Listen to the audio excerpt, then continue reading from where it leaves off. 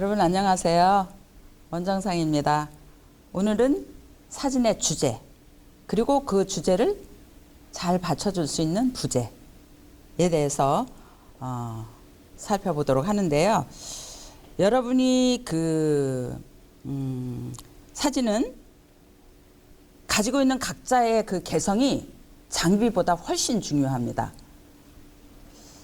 우리는 장비를 늘리는데 막 이렇게 열을 올릴 때가 없지 않은데, 무엇을 왜 찍을 건지에 대한 주제가 우리가 문제가 선행되지 않으면 기술이나 장비가 아무리 좋아도 쓸모가 없거든요.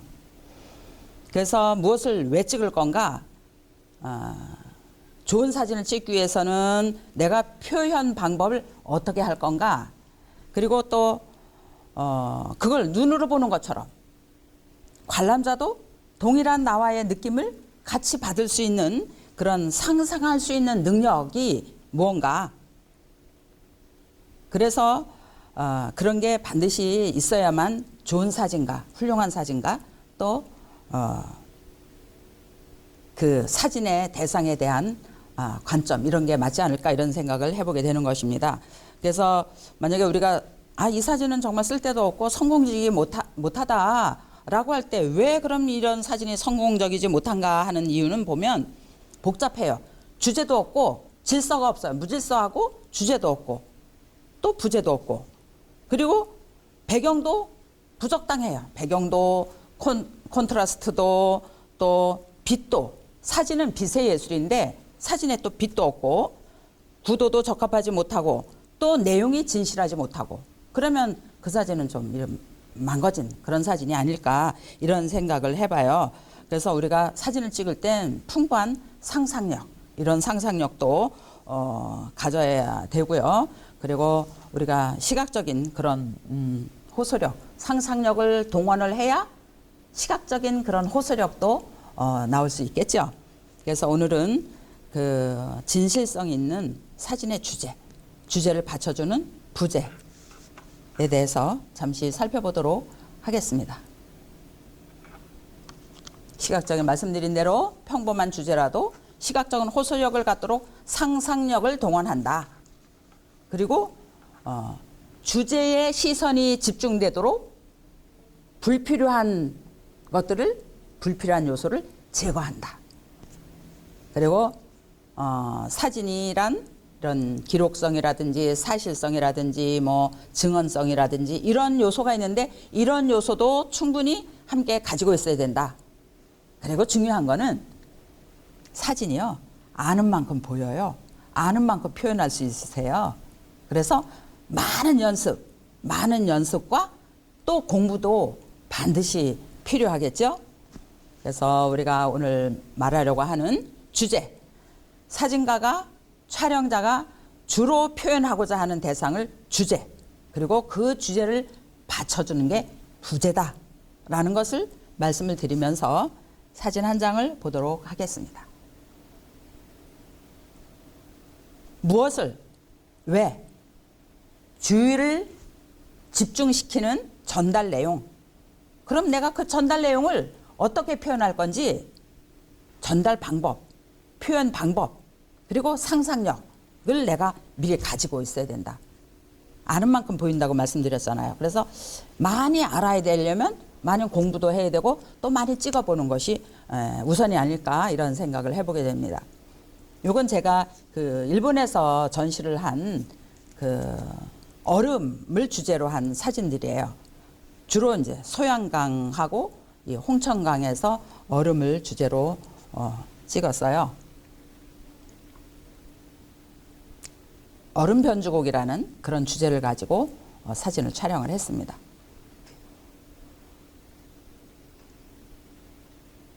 이제 추운 날씨 돌아와서 소양강도 잘 안 얼지만 그래도 얼음이 있는 그런 주변에 나가서 올겨울에 얼음들을 많이 촬영하시다 보면 여러분의 상상력도 또 얼음을 표현하는 표현 방법도 굉장히 뛰어난 그런 효과가 있을 거라고 믿어보면서 제가 소양강을 찍으면서 이건 행위예술이구나 이렇게 생각하면서 표현한 소양강의 얼음 모습입니다.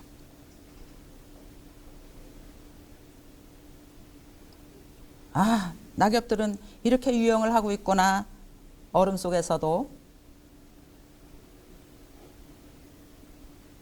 아니야, 미스터리 서클이야.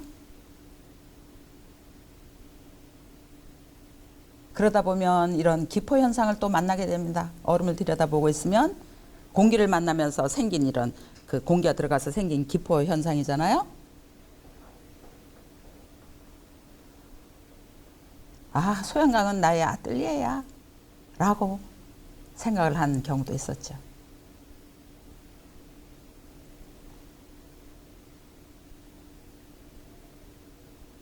아침에 나가면 얼음 궤도를 이렇게 많이 그려놓고 있더라고요.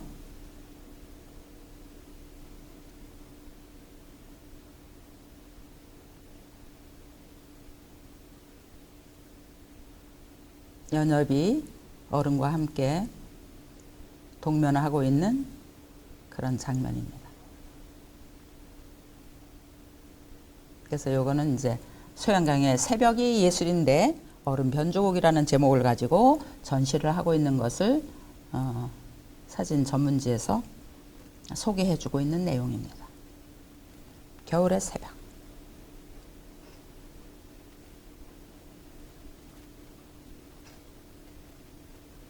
제가 보여드리고 있는 사진이 뭐 잘 찍었다, 내가 잘했다가 아니라 나는 이렇게 표현을 했다는 것을 여러분과 함께 나누는 것입니다. 소양강의 얼음은 생명의 우주다.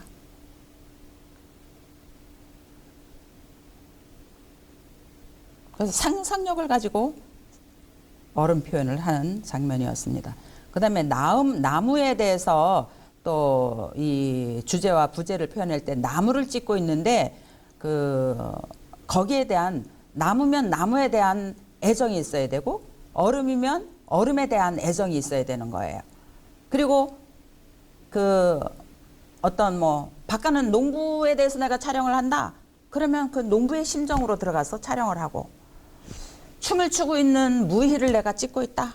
그러면 무희의 마음으로 들어가서 사진을 우리가 촬영을 하잖아요. 그러면 감정과 느낌과 이런 것이 선명하게 드러나는 것처럼 만약에 내가 나무를 찍어. 그럼 그 대상을 향한 애정이 사진 속에 녹아나도록.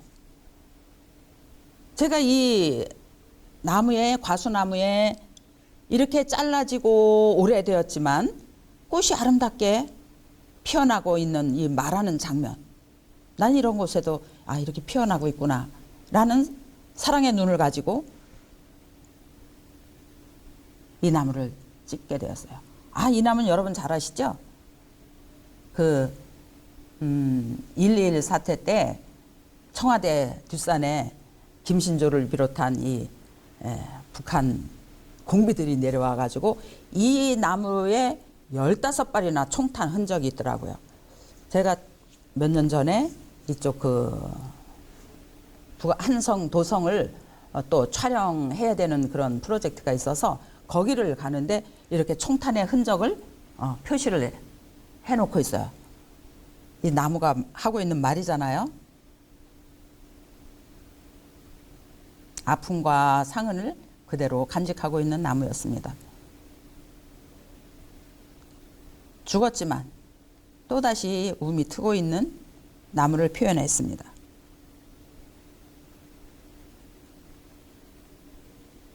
오늘 주제를 받쳐주고 있는 부제. 얼음을 찍지만 나무를 찍지만 그 대상을 향한 애정을 말하려고 합니다.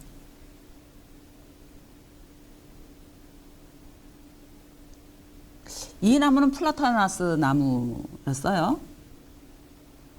이렇게 엄청난 상처와 아픔을 극복하고 새순이 돋아나고 옆에서 또 받쳐주는 나무가 있구나 라는 생각이었습니다. 사과나무 과수원에 갔어요. 과수원에 갔는데 이런 또 고통이 있음에도 불구하고 열매를 맺고 있는 나무를 바라보게 되었습니다. 이 나무는요, 또 벌써 코로나 시작한 지 만 2년이 지났네요. 시작 막 했을 때 1월 달에 카메라를 들고 거리를 나가보니까 막 광풍이 부는 거예요. 광풍이 막 휘몰아치는데 이 나무가 어쩔 줄을 모르면서 이렇게 가지를 흔들어대고 있는 걸 보면서 이런 이 코로나 광풍으로 인해서 모든 일상이 이렇게 허물어지고 있구나. 그러면서 그걸 표현하고 싶어서 이 나무를 이렇게 찍어봤습니다. 네. 코로나 때문에 깨어진 일상, 바이러스의 광풍을 나무를 통해서 표현해 보았습니다.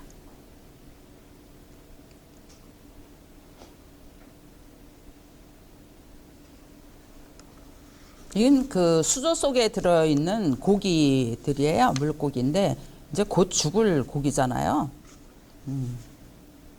탈출이라는 제목을 붙여서 촬영을 해봤습니다. 얼마나 엑소더스 하고 싶겠습니까?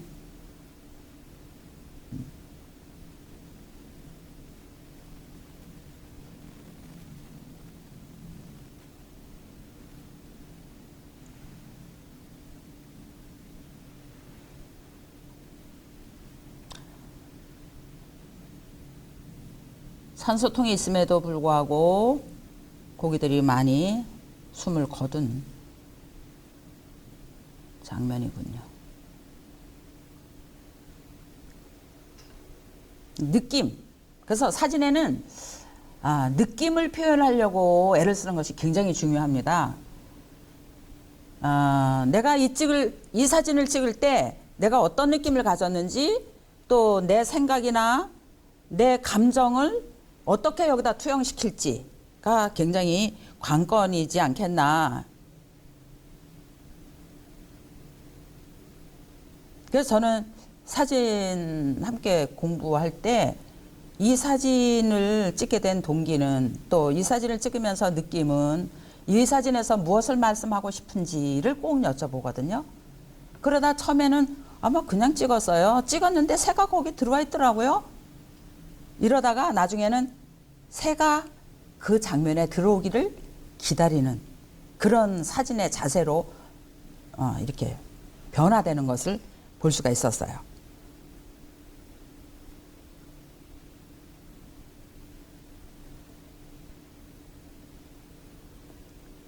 그래서 우리가 주제와 부제를 잘 조절해야 된다.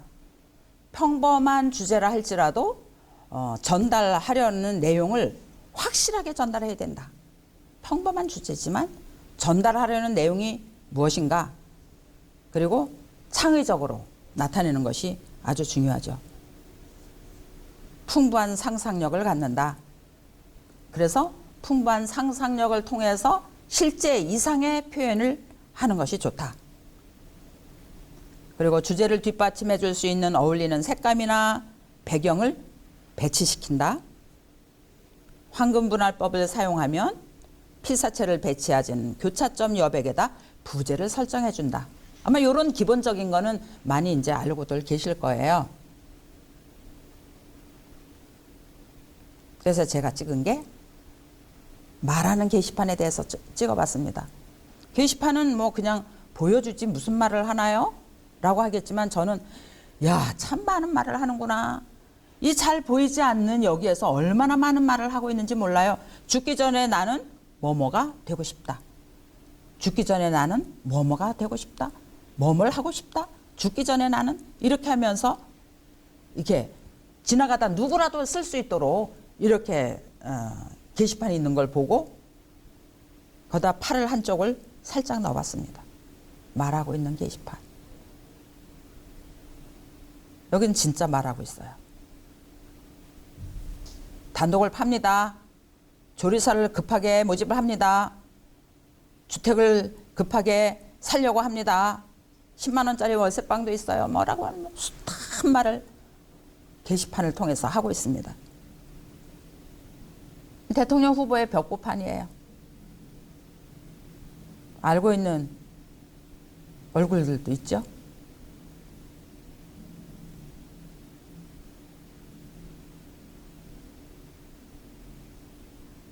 말하고 있는 게시판에 대해서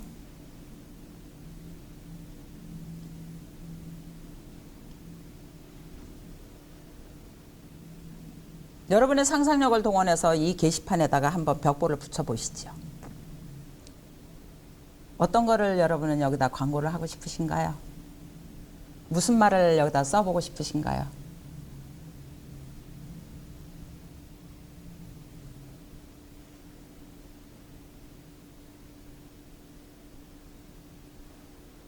다음은 골목길에 대해서 찍어봤습니다. 골목이 하고 있는 이야기들.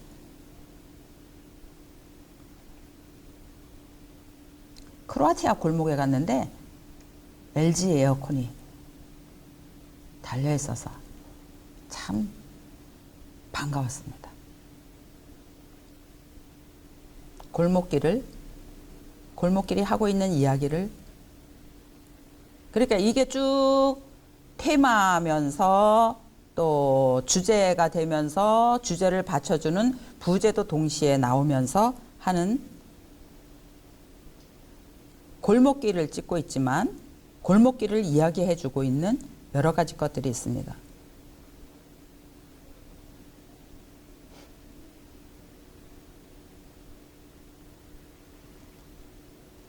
그래서 여러분이 어디로 여행을 하셔도요, 그냥 가서 전체적인 여행의 풍경 사진만도 물론 중요하겠지만 그 풍경도 중요하게 촬영을 하시고, 나는 여기에 와서 골목만을 좀 찍어가고 싶다. 아니면 난 여기에 건축의 모형에 대해서 촬영을 하고 싶다. 아니, 건축 모형 중에서도 나는 문에 대해서만 찍어보고 싶다 하는 어떤 그 테마를 가지고 여행을 하시면 굉장히 좋습니다. 이제 코로나가 풀리면 여행들도 하시게 될 텐데, 여행을 하시게 되면 그런 사진들 또 많이 찍어보시면 훨씬 여행 가기 전에 재밌고, 가선 더 재밌고, 돌아오면 더더욱 재밌는 여행이 될 겁니다. 골목길 사진, 크로아티아 전체의 골목길들. 그 다음에 이제 안개를 주제로 해서 찍은 사진. 안개 속에 사람들이 걸어가고 있는 모습입니다. 안개가 주제예요.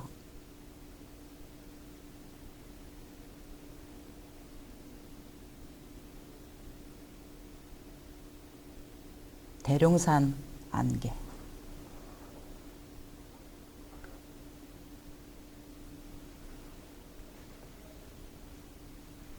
기후에 대한 또 주제를 삼아서 찍으실 수도 있으세요. 기후 변화.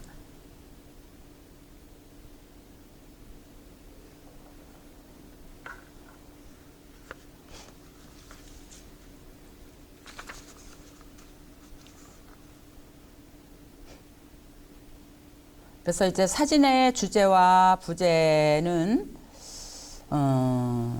어느 장르를 촬영을 하든지 주제가 반드시 있어야 되고, 다른 사람이 볼 때도 이 사람이 이걸 주제로 찍었구나 라고 확인하고 알 수 있을 정도로 주제를 부각시켜야 되고요. 또 주제를 잘 보완해주고 뒷받침해 줄 수 있는 그런 부제를 반드시 달아서 찍으면 좋습니다. 그리고 단순한 그런 기록물에서 이제는 사진이 벗어나서 소통의 통로가 되어야 되는 거예요. 소통의 통로. 21세기의 문맹은 글자를 몰라서가 아니라 사진을 모르면 문맹가다 이렇게 적혀져 있는 글씨도 제가 본 적이 있어요.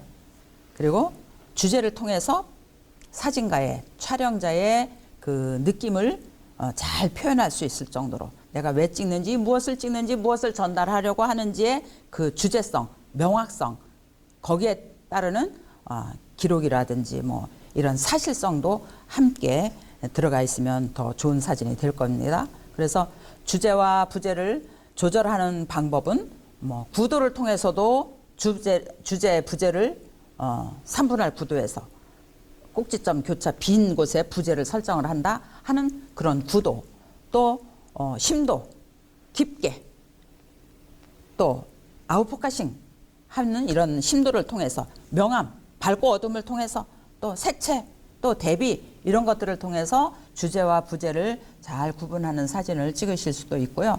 그리고 중요한 것은 주제로 하여금 그런 어떤 시각적인 호소력을 느낄 수 있을 만큼 상상력을 동원하는 일인데 이게 처음부터 이렇게 만만하고 쉬운 것은 아닙니다. 그러므로 여러분이 사진의 실력은 발품만큼 비례한다고 하잖아요. 그러니까 여러분 많이 찍으시고요.